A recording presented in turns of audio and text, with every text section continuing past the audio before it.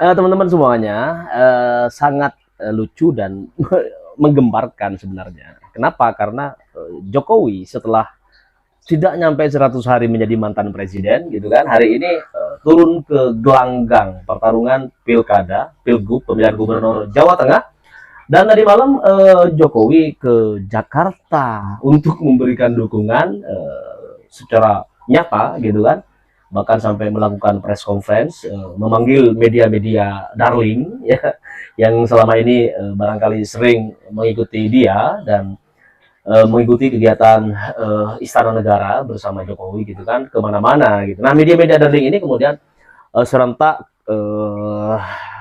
menghimpun informasi kenapa Jokowi mendukung Ridwan Kamil dan Suswono.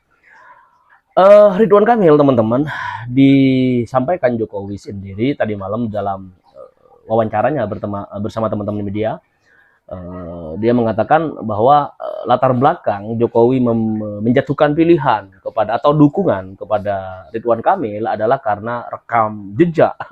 Sementara Ridwan Kamil di Jawa Barat, warga Jawa Barat banyak yang mengeluhkan rekam jejak Ridwan Kamil yang kurang positif gitu. Nah, sementara Jakarta itu sangat kompleks dan jauh lebih kompleks dibandingkan Jawa Barat. Pusat peradaban, pusat di Indonesia gitu ya.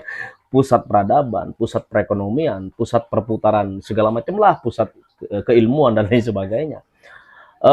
Jakarta. Nah, kalau di daerah lain tidak mampu memberikan sumbangsih dan rekam jejak yang positif, apakah akan punya kemampuan ketika nanti diberi amanah di Jakarta? Nah, alasan rekam jejak ini ditolak oleh sebagian teman-teman di media sosial. Kenapa? Karena Jokowi itu nyatanya dan faktanya bukan rekam jejak yang kemudian menjatuhkan hatinya memilih atau mendukung Ridwan Kamil. Sejatinya karena partai Kim Plus, ya, partai-partai koalisi Indonesia Maju yang selama ini sudah jauh-jauh hari sudah dikendalikan oleh istana dan uh, Jokowi dengan partai-partai yang ada gitu kan, dengan Kim Plus ya, meskipun nggak dimunculkan di wawancara tadi malam, kemudian memberi pengakuan karena rekam jejak, maka Jokowi salah besar.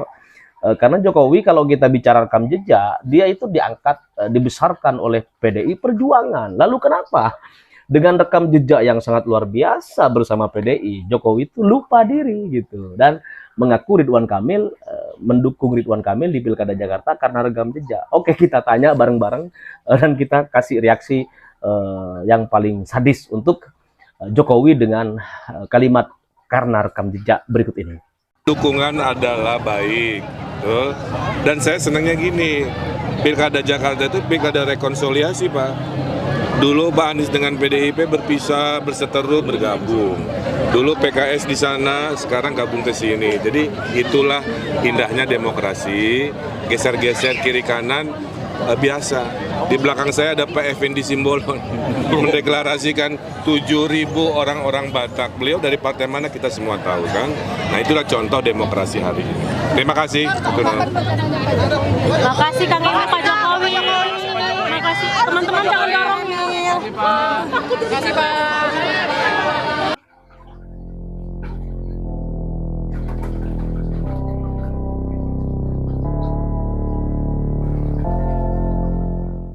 Mantan Presiden Jokowi akhirnya memenuhi janjinya untuk berkampanye bagi pasangan Lutfi dan Tat Yassin, ini pasangan calon gubernur dan calon wakil gubernur yang diusung oleh Koalisi Indonesia Maju Plus. Jokowi melakukan kampanye selama 2 hari, hari Sabtu dan Ahad kemarin, tanggal 17 dan 18 November. Dia berkampanye di beberapa daerah, mulai di Tegal, Purwokerto, Grobogan, dan Blora. Gaya Jokowi nggak berubah ya. Ini dia berupa arak-arakan, kemudian lempar kaos, nggak ada orasi berupa narasi-narasi tentang visi dia bagaimana masa depan bangsa ini dan bagaimana caranya mencerdaskan bangsa. Nggak ada narasi-narasi semacam itu. Jokowi melemparkan kaos itu bergambar Lutfi dan Tat Yassin disertai dengan klaim capaian keberhasilan pemerintahannya selama 2 periode dia berkuasa. Mengapa saya menyebutnya sebagai klaim? Karena kalau kita menggunakan data, ini data yang pemerintah punya ya, data Bappenas. Pemerintahan Jokowi itu adalah pemerintahan yang gagal. Silahkan kalau mau bantah ini, Anda bantah ke Bappenas, datang ke Bappenas, jangan berbantah-bantahan dengan saya ya. Karena ini kan data yang dipaparkan oleh Menteri PPN Kepala Bappenas, Dr. Rahmat Pambudi dalam rapat kerja dengan DPR beberapa waktu yang lalu. Dan ini pada pemerintahan periode keduanya itu, dari 16 target pembangunan yang dia rencanakan, yang Jokowi rencanakan itu hanya 2 yang berhasil. Jadi apa yang mau diklaim dengan keberhasilan seperti itu? Itu setidaknya menjelaskan mengapa Jokowi selama ini selalu memilih gaya kampanye seperti itu, arak-arakan dan lempar kaos gitu ya. Tidak ada ini kampanye yang bersifat dialogis bersama dengan Jokowi. Nah, saya tidak bisa membayangkan andai kata Jokowi melakukan kampanye dialogis dengan masuk ke kampus-kampus gitu, dan kemudian mahasiswa atau wartawan diberi kesempatan untuk mempertanyakan data Bappenas itu apa kira-kira jawabannya Jokowi. Jokowi ini ya mohon maaf kita mesti menyatakan adalah tipikal pemimpin yang membiarkan rakyatnya tetap bodoh sehingga mudah dimobilisasi. Gaya yang ini sangat jelas akan diteruskan oleh Gibran anaknya yang sekarang ini sebagai wakil presiden kerjanya hanya belusukan, ya tinjau-tinjau proyek. Kalau bapaknya meresmikan proyek, dia kan baru memerintah, jadi dia tinjau proyek dan kemudian meninjau uji coba makan siang gratis. Habis itu ya sama, dia bagi-bagi buku, bagi-bagi susu, seperti itu persis seperti bapaknya. Dan kita bisa membayangkan kalau Gibran nantinya terpilih menjadi presiden, dia akan seperti itu juga gitu. Menyaksikan Jokowi berkampanye untuk salah satu kandidat ini sesungguhnya itu sangat menyedihkan. Ini kalau kita mau berpikir secara objektif ya. Bagaimana mungkin seorang presiden selama 2 periode yang selama ini digambarkan oleh para pendukungnya dan lembaga-lembaga survei sebagai presiden terbaik, kok kelasnya malah kok turun kelas ya, dia hanya jadi jurkam dan itu pun level pilkada. Mungkin kalau dia jadi jurkamnya di pilpres ya masih lumayan gitu ya. Padahal sebelumnya ini para pendukungnya kan mengglorifikasi bahwa Pak Jokowi itu nantinya setelah tidak jadi presiden, kata dia ini layak dicalonkan menjadi sekjen PBB. Tapi kalau Pak Jokowi sendiri menyatakannya pulang kampung sajalah ke Solo gitu ya. Dan ini ternyata enggak seperti yang dibayangkan itu. Ya, jangan bayangkan jadi sekjen PBB deh, itu terlalu kejauhan begitu ya. Kendati tidak ada aturan yang dilanggar oleh Jokowi karena kan dia bukan lagi presiden. Ya, tapi menyaksikan Jokowi jadi jurkam pilkada itu kok saya jadi sedih dan ini menurut saya sangat ironis. Ada beberapa alasan mengapa saya menilai ini sangat ironis. Pertama, pernah jadi presiden 2 periode. Dan suka atau tidak suka, dia ini pernah menjadi wajah bangsa Indonesia di mata dunia ya. Kan orang akan melihat bahwa Indonesia itu seperti apa di masa lalu ya seperti Pak Jokowi itu. Presidennya seperti Jokowi itu. Karena orang seperti dia kan diasumsikan dia adalah yang terbaik yang dimiliki oleh bangsa ini. Kalau mengacu pada presiden di negara-negara lain yang sudah lebih maju, katakanlah Amerika, kita sering melihat Clinton, Barack Obama misalnya itu diundang untuk ceramah-ceramah, itu bahkan dalam pertemuan CEO dunia atau dalam forum-forum ilmiah begitu. Termasuk juga kalau di Indonesia Pak SBY ya yang digantikan oleh Pak Jokowi, ini kan sekarang sangat aktif diundang di forum-forum internasional, bicara tentang cuaca, tentang macam-macam lah.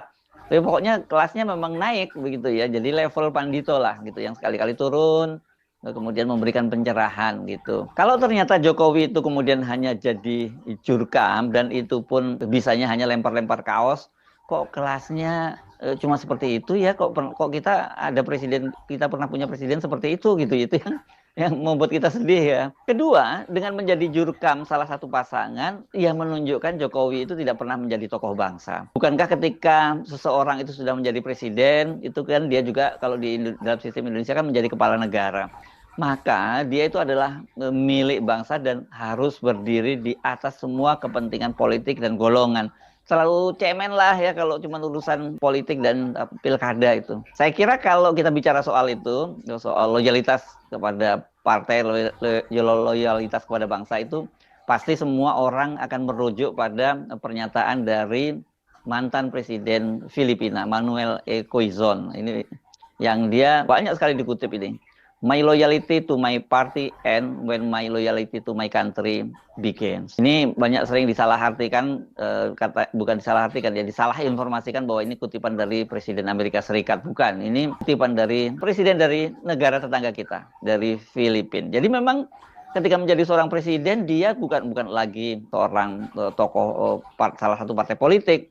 Jadi ya kalau kemarin misalnya Pak Jokowi membela Pak Prabowo karena Pak Prabowo ikut-ikutan mengkampanyekan atau mengendorse pasangan Lutfi dan Tat Yassin, saya kira memang benar seperti kata Pak Jokowi, dia adalah ketua umum partai. Ya, oke, dia berhak untuk mengkampanyekan itu. Iya, tapi oke, antara hak dan kemudian soal etika itu kan dua hal yang berbeda. Jadi Pak Prabowo harusnya memang tidak lagi jadi ketua umum partai Gerindra ya. Ketika menjadi presiden ya dia harus melepaskan Gerindra itu dan kemudian dia menjadi pemimpin dari bangsa ini gitu. Tapi kemarin kelihatannya banyak yang menyebut bahwa Pak Prabowo itu dijebak oleh Pak Jokowi gitu ya. Jadi dia diminta untuk mengendorse pasangan Lutfi dan Tat Yassin dan ini membuat Pak Prabowo itu tidak bisa berkutik gitu.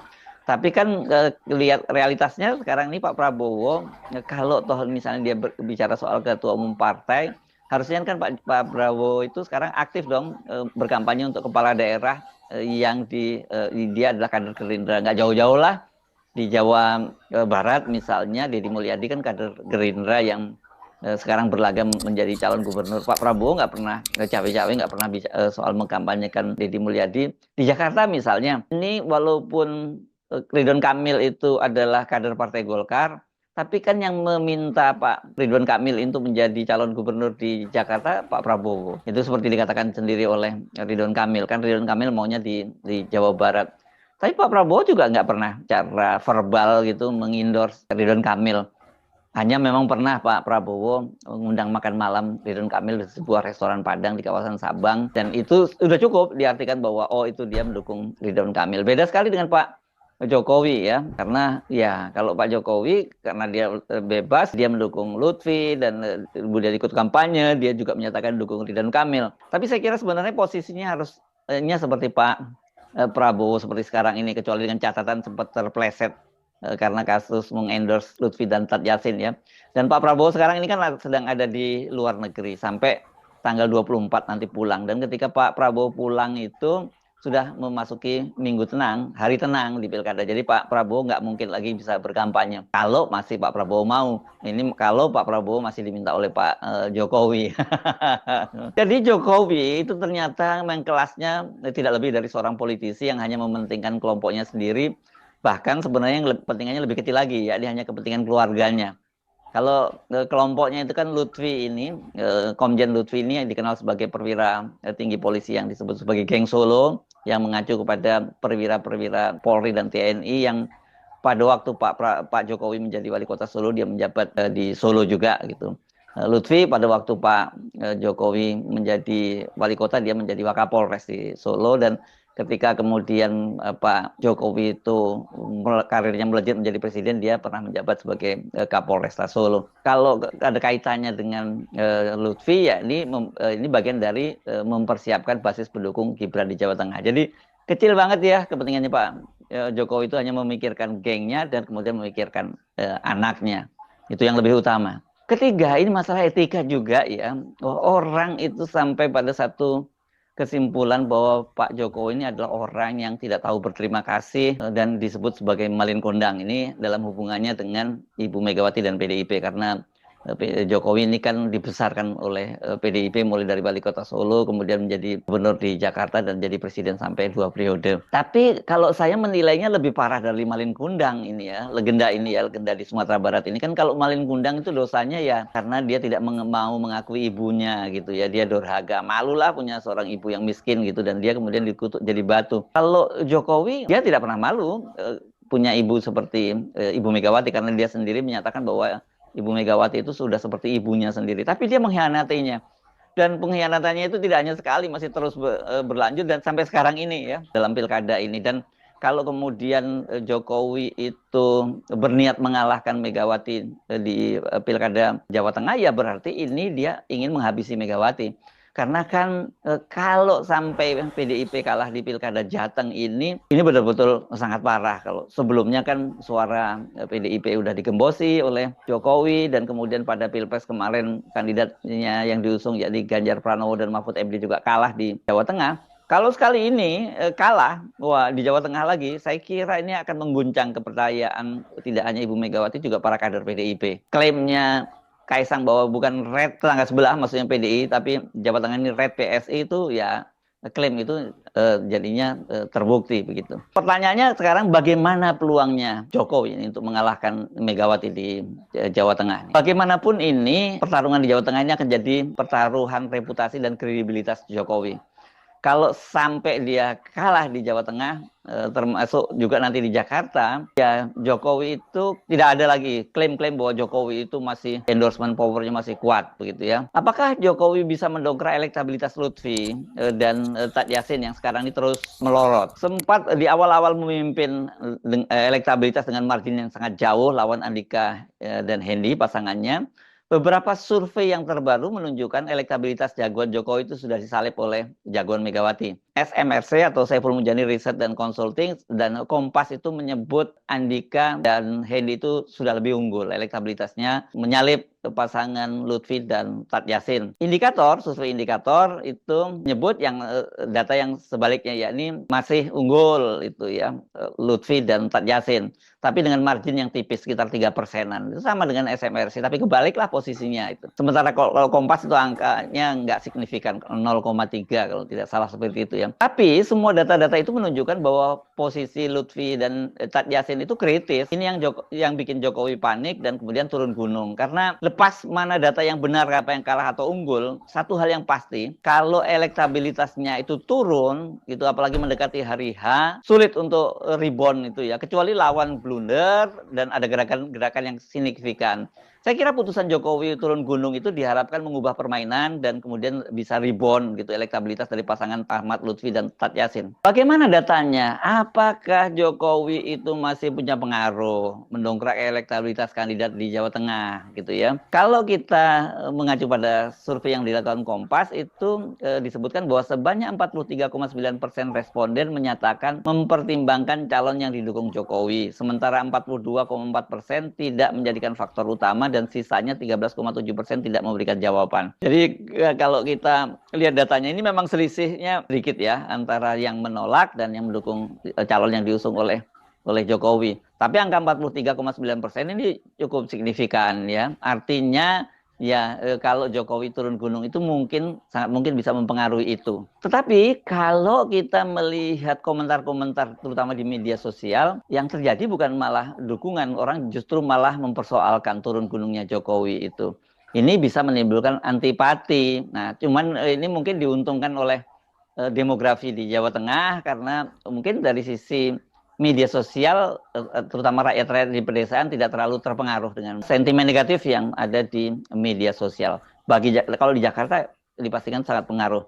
Nah, mengapa itu terjadi? Saya beberapa kali menyebut dalam konten saya ya, pemimpin tipe Jokowi dan juga Gibran ini kompatibel dengan pemilih Indonesia yang mayoritas pendidikannya rendah dan miskin. Kalau seperti di Jakarta, di kota-kota besar yang pendidikannya tinggi, kemudian secara ekonomi mereka masuk kelas menengah ke atas, ya dukungan terhadap pemimpin seperti Jokowi apalagi Gibran itu memang sangat rendah gitu. Tapi mari kita baca datanya di Jawa Tengah. Berdasarkan data dari Biro Pusat Statistik, mayoritas pendidikan warga di Jawa Tengah itu memang hanya tamat sekolah dasar. Di perkotaan itu rata-rata SLTA sederajat, tapi di desa itu levelnya SD sederajat. Sementara jumlah yang tinggal di desa kan lebih besar dari di perkotaan. Cara ekonomi, ini lagi-lagi kita ngomong pakai data saja ya. Jateng ini termasuk daerah miskin di Jawa itu, ini kan termasuk kantong kemiskinan, bahkan beberapa kabupaten termasuk angka kemiskinannya absolutnya itu sangat tinggi. Jadi kalau kita gabung data pendidikan dan data kemiskinan tadi, maka di Jawa Tengah ini adalah pendidikan rendah dan miskin. Jadi ini kompatibel dengan Jokowi.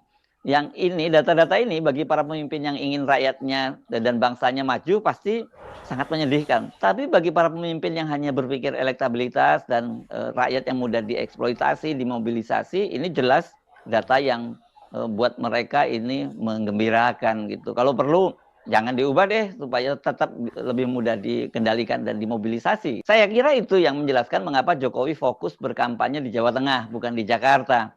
Kendati dia kan juga ikut mengendorse Ridwan Kamil. Karakteristik dan demografi Jakarta itu beda dengan Jateng, dan ini berpengaruh terhadap perilaku pemilih atau voting behavior. Kepemimpinan Jokowi tidak cukup diterima, kendati warga Jakarta itu sempat tersihir sejenak ketika pada Pilkada 2012 memilih Jokowi. Jadi kalau ada yang berharap setelah pensiun Jokowi naik kelas menjadi tokoh nasional, apalagi dengan menjadi tokoh internasional, bahkan menjadi sekjen PBB seperti yang digadang-gadang oleh para pendukungnya Jokowi, ini pasti jauh dari panggang dari api. Saya penasaran siapa sih yang waktu itu relawan Jokowi yang mengusulkan agar Jokowi menjadi sekjen PBB. Ini ternyata namanya adalah Ketua Solmed, Solidaritas Merah Putih, Sylvester Matunina, begitu, yang kemarin sempat heboh ya dia karena dia mengaku sebagai sarjana hukum, tapi katanya begitu ditelusuri oleh netizen kampusnya nggak jelas. Jadi wajar kalau dia kemudian membayangkan Pak Jokowi itu seperti sekjen PBB karena Jokowi jelas kelasnya itu memang bukan seorang negarawan. Percumalah kita berharap dia mau naik kelas gitu ya. Dia hanya seorang kepala keluarga yang fokus utamanya adalah kepentingan keluarganya, terutama adalah kepentingan dinasti politiknya. Saya Arif dari Forum News Network. Sampai jumpa lagi. Wassalamualaikum.